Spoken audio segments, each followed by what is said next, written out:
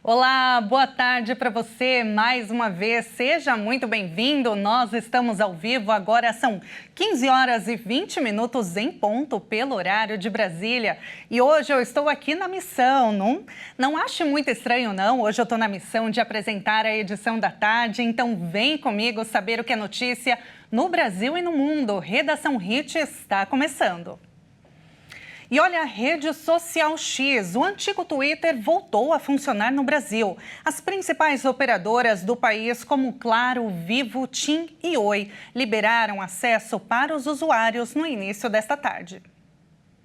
Após cumprir todas as determinações do Supremo Tribunal Federal, impostas pelo ministro Alexandre de Moraes, a plataforma X voltou a funcionar plenamente. A rede social ficou suspensa por 40 dias porque o bilionário Elon Musk infringiu leis brasileiras e se recusou a indicar um responsável legal no Brasil.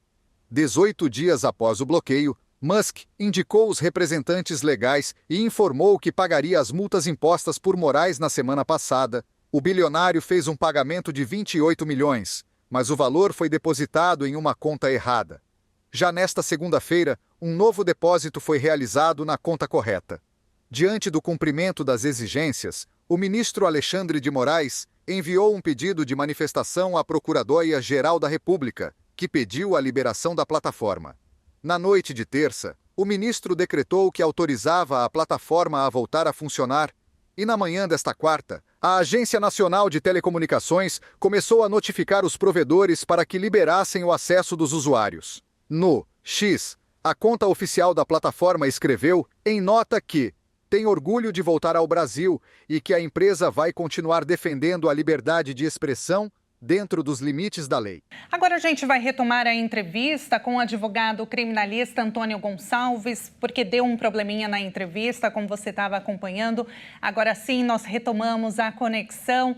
Antônio, seja muito bem-vindo mais uma vez. Vamos continuar então a nossa análise sobre esse caso, né? STF versus a empresa do Elon Musk, a plataforma X. Agora sim, ele resolveu cumprir a decisão do Supremo. Vamos voltar ao vivo contigo. Boa tarde mais uma vez.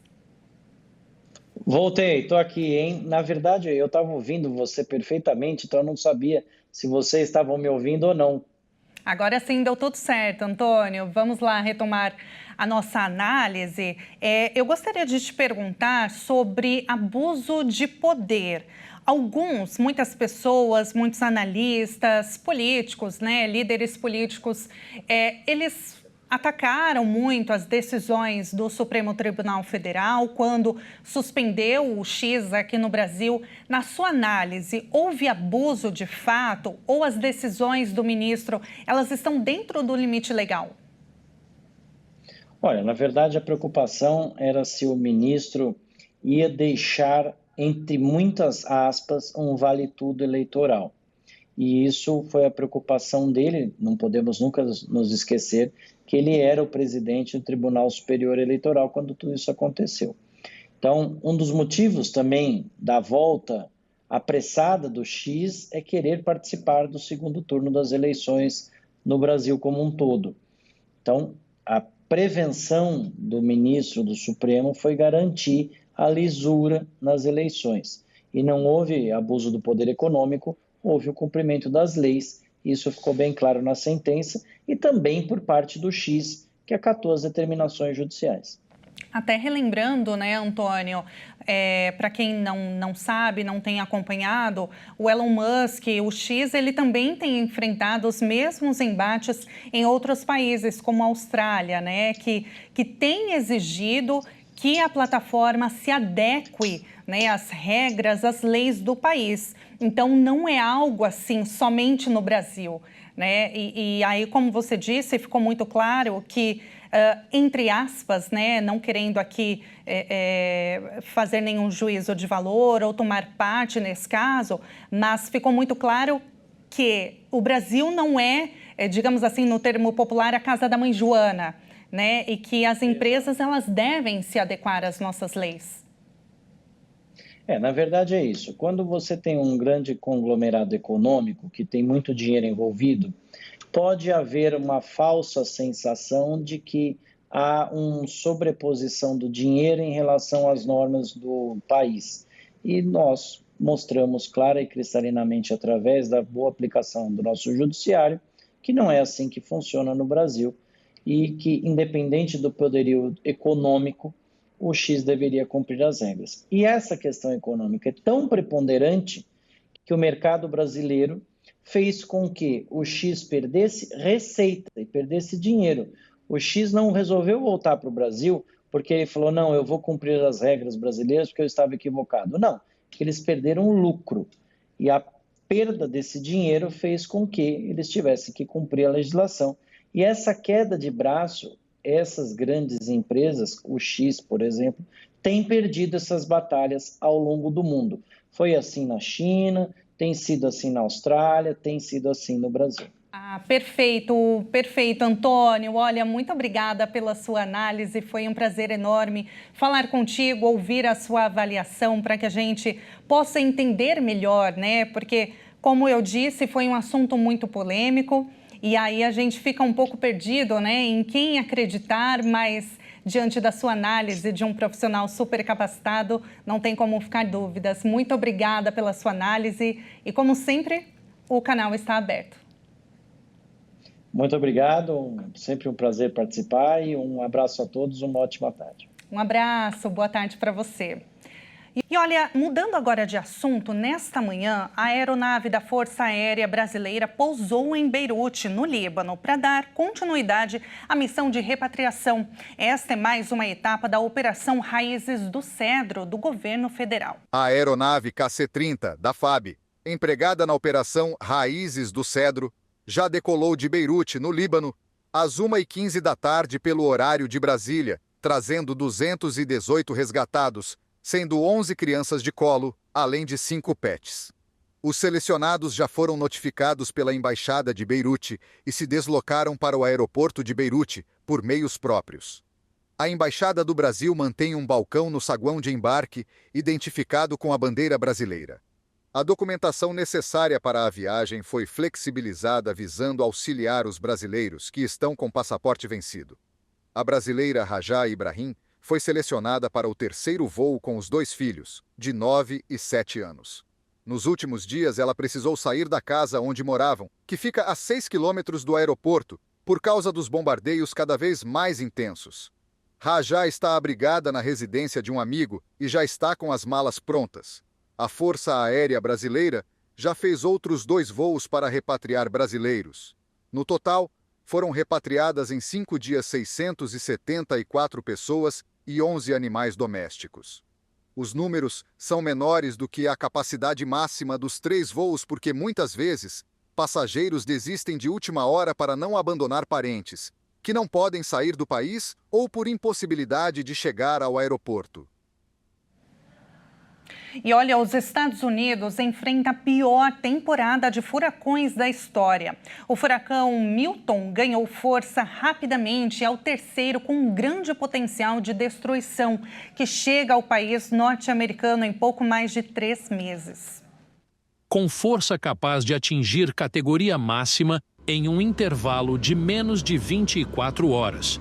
O furacão Milton, que deve atingir Tampa, na Flórida, na madrugada de quinta-feira. Esse é o terceiro fenômeno com grande potencial de destruição que chega aos Estados Unidos neste semestre. No final de setembro, o furacão Helene atingiu 6 estados americanos, deixando ao menos 200 mortos. Em julho, o furacão Beryl surgiu no Caribe e também atingiu intensidade máxima. Segundo os meteorologistas, 2 fatores têm favorecido a sequência de furacões: o aquecimento dos oceanos, principalmente do Oceano Atlântico Norte, e a transição para o Laninha. A explicação é que, para ganharem força, os furacões precisam de um oceano quente. O ciclone puxa o ar quente e úmido da superfície e joga para cima, formando nuvens de chuva. À medida que o ar quente sobe e se resfria, ele forma as nuvens. Desse modo, todo o sistema de nuvens e ventos gira e cresce, alimentado pelo calor e pela evaporação do oceano. Por isso, ciclones tropicais só se formam nas águas quentes do oceano, próximas à linha do Equador, onde a temperatura do mar é de pelo menos 27 graus. As águas aquecidas são justamente o que favorece o fortalecimento de furacões na região da Flórida. O estado, localizado na curva do Golfo do México, é diretamente impactado pela corrente do Golfo. Deve ser o maior susto passar por essa situação, né, gente? E pilotos e pesquisadores da Administração Nacional Oceânica e Atmosférica dos Estados Unidos voaram em direção ao furacão Milton. É isso mesmo, viu? Nessa missão, eles passaram por um grande susto e foram em direção ao fenômeno. Vamos conferir. Pelas imagens é possível ver o desespero dos passageiros. Só de olhar pela janela, já dava para imaginar que os tripulantes passariam. Mas o objetivo era justamente esse. A equipe de meteorologistas foi em direção ao furacão para lançar um aparelho chamado Drop Sonda. O dispositivo mede o tamanho, a força e o poder de devastação dos eventos climáticos. Ao chegar perto do furacão Milton, o avião passou por ventos fortes e muitos objetos da aeronave foram derrubados.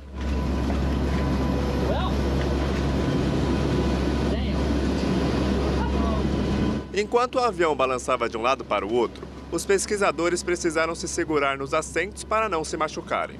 Mas, felizmente, o susto passou rápido. Cerca de 1 minuto e meio depois, o avião passou pelo olho do furacão e, mesmo com o tempo nublado, nem parecia que eles tinham passado por aquele susto.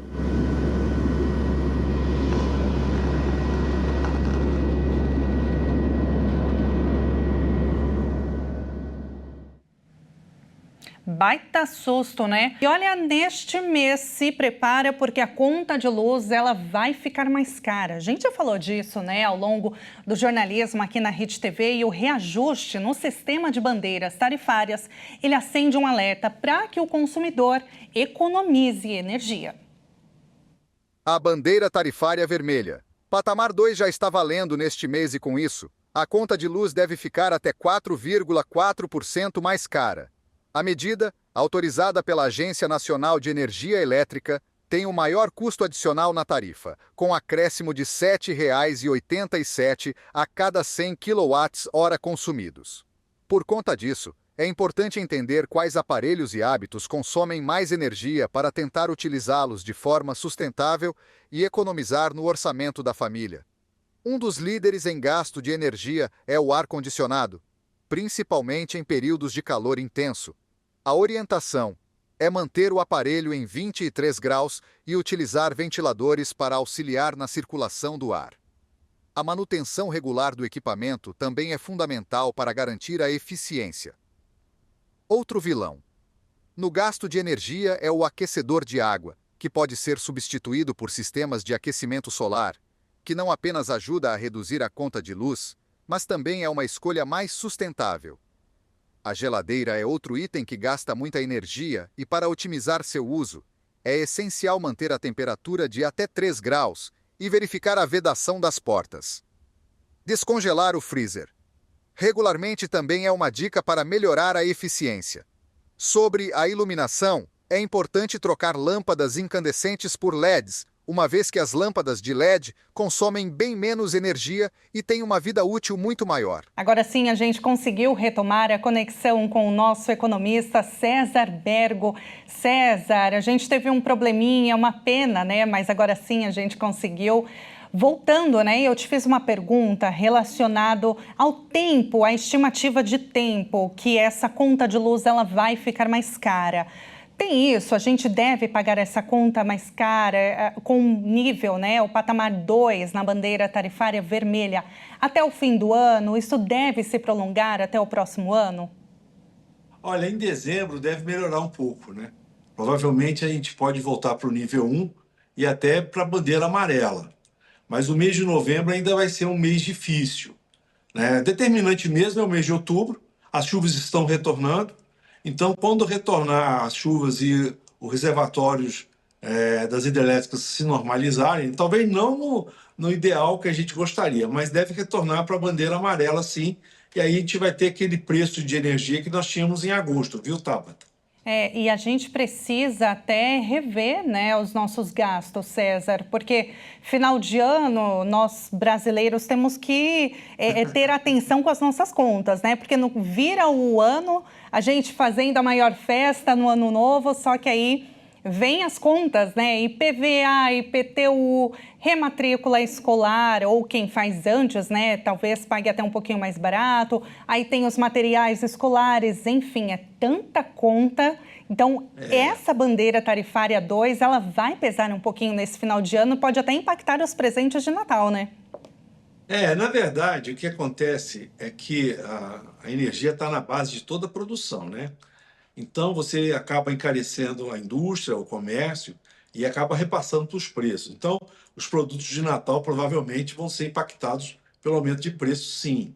Mas ocorre que, em função de uma coisa sazonal, ou seja, isso não é uma coisa que veio para ficar nesse aspecto das bandeiras, né? Mas então, acredito eu, que isso pode dar um alívio no mês de dezembro, mas é importante que as pessoas tomem as providências com relação, até a reportagem foi dita, dos vilões de consumo de energia, e também tem o chuveiro elétrico, que não foi colocado lá, que consome muita energia. Então, preferir o banho mais frio e também aproveitar a luz natural, ou seja, fazer um exercício de emergência é como se fosse uma guerra, né? Nós estamos aí atuando numa situação de emergência, de contingência, então é importante que as pessoas realmente tenham essa consciência e reduzam o consumo de energia, porque senão vai doer no bolso mesmo, Tabata.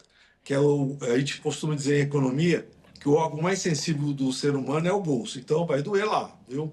E vai doer muito. Você falou do chuveiro, né? O chuveiro elétrico para a gente reduzir um pouquinho, talvez até colocar no morno, quem sabe em calorão, quem consegue tomar banho frio, é ótimo e faz bem até para a pele, né, César? Agora tem outros... Pode falar. Não, é que eu ia dizer também que tem aqueles aparelhos eletrônicos antigos que consomem mais. O exemplo é a geladeira, né?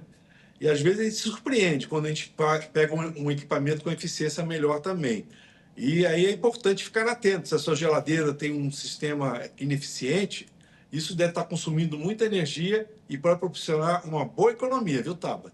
Ô César, você falou de geladeira. Eu não sei se as pessoas mais novas sabem disso, mas a gente aqui, você, eu também, a gente sabe que nós, mais maduros, digamos assim, nós costumávamos colocar pano de prato, toalha, roupa para secar atrás da geladeira, né? Claro que algumas geladeiras hoje em dia são mais atuais e elas não têm aqueles ferrinhos atrás, né, que ficam quente. Então, isso também acaba encarecendo se manter esse hábito de secar roupa atrás da geladeira?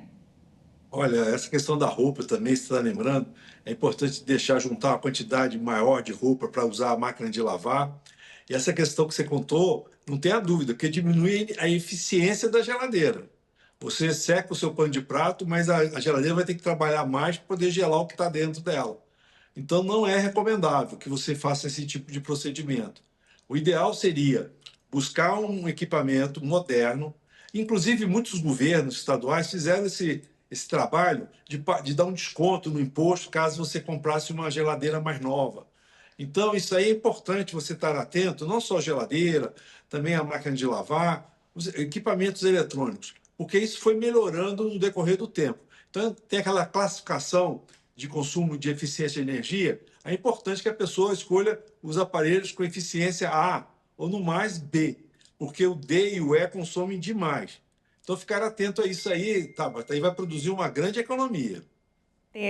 César, infelizmente eu tenho que encerrar a entrevista, mas olha, muito obrigada por trazer aqui essas dicas tão práticas, né? E aí seguindo tudo isso que você trouxe aqui, não tem como a gente não economizar nem um pouquinho na conta de energia e refazer aí os cálculos, porque brasileiro está sempre, entre aspas, sambando, né, César, quando se trata de economia. Eu não queria, viu? Otávio, eu não queria atrapalhar, não, porque você falou questão de beleza, e eu vi aí na passagem anterior, está se falando de eu ia falar do secador de cabelo, né? Mas eu vou deixar ele, porque o secador de cabelo ele rouba uma energia fantástica. Mas tudo bem, eu agradeço e eu estou à disposição sempre. Um grande abraço, viu, Tabata? Um abraço, bom programa. César, um abraço, muito obrigada. Bom, De nada. agora a gente muda um pouquinho de assunto, porque eu quero te perguntar o seguinte, eu vou mudar de câmera, e olha só, você tem tomado os devidos cuidados na sua casa com relação ao mosquito Aedes aegypti, o que transmite a dengue, chikungunya e outras doenças? O Ministério da Saúde lançou uma nova campanha nacional para conscientizar e combater o mosquito tão pequenininho, mas tão nocivo. E com a chegada do verão, altas temperaturas e como a gente tem visto essa época de tempo seco, poucas chuvas talvez, né, como temos visto a previsão, a gente precisa redobrar os cuidados para combater esse mosquitinho. Vamos ver na reportagem. O foco principal da campanha é levar informação para conscientizar a população e reduzir o número de casos e mortes, alertar os riscos da automedicação e a necessidade do diagnóstico precoce. O slogan "Tem 10 minutinhos, a hora de prevenir é agora" mostra a importância de reservar apenas um tempinho do dia para combater possíveis focos e criadouros de Aedes aegypti. O presidente Lula e a ministra da Saúde, Anísia Trindade, anunciaram o Plano de Ação 2024-2025, que busca reduzir o número de casos e óbitos por doenças como Zika, dengue, oropouche e chikungunya. O governo destinou mais de 1 bilhão para a iniciativa. Nízia afirmou que o governo está intensificando os preparativos para o período de chuvas, momento que há maior proliferação do mosquito. De janeiro a agosto deste ano, o Brasil já registrou mais de 6 milhões de casos prováveis de dengue, 5 milhões a mais do que no mesmo período do ano passado, quando o país teve mais de 1 milhão de casos. Já a chikungunya, foram registrados 258 mil casos da doença, o dobro do que o registrado no mesmo período de 2023. Mas olha, agora mudando de assunto, os Correios divulgaram hoje os editais com as regras para o novo concurso, viu? Se você tem interesse, atenção. A empresa ela não realizava um concurso público de âmbito nacional desde 2011. Só que dessa vez a seleção vai preencher 3.099 vagas de nível médio, 412 para nível superior. A jornada é de 44 horas semanais. As inscrições elas devem ser feitas pela internet a partir das 10 horas da manhã de amanhã até as 11 horas da noite, no dia 28 de outubro. Os interessados devem acessar o site do Instituto Brasileiro de Formação e Capacitação, que é a banca organizadora do processo seletivo. A taxa de inscrição para nível médio é de R$ 39,80 e para nível superior o valor é de R$ 42. As provas estão previstas para o dia 15 de dezembro e serão aplicadas em todos os estados brasileiros e no Distrito Federal. Então, anota aí no calendário, no seu celular, para você não esquecer de fazer a inscrição amanhã às 10 da manhã. E vamos ver agora um batalhão da Polícia Militar da Praia Grande que foi invadido por saguis. Sabe aqueles macaquinhos fofinhos? Vamos conferir. Um grupo de saguis invade um batalhão da PM na Praia Grande. As imagens mostram os macaquinhos em cima de uma moto da Polícia Militar. A cena foi filmada pelo cabo Diogo Passos, que postou em suas redes sociais. As visitas dos bichinhos no batalhão são recorrentes e já duram mais de um ano. Um dos saguis até se pendura na roupa do policial para comer, o que mostra a intimidade que eles têm com o PM. O cabo diz que os animais até comem frutas, mas o pãozinho é o preferido deles. Calma! Calma, mãe, aqui. Olha lá. Que bonitinhos, né? E olha, antes de encerrarmos esta edição, uma nova pesquisa aponta que pessoas que estão sempre à procura da felicidade têm menos chance de sofrer um AVC, um ataque cardíaco. Melhor ainda é sorrir com sinceridade ao desenvolver atividades que só fazem o bem, como cultivar amizades e ajudar o próximo.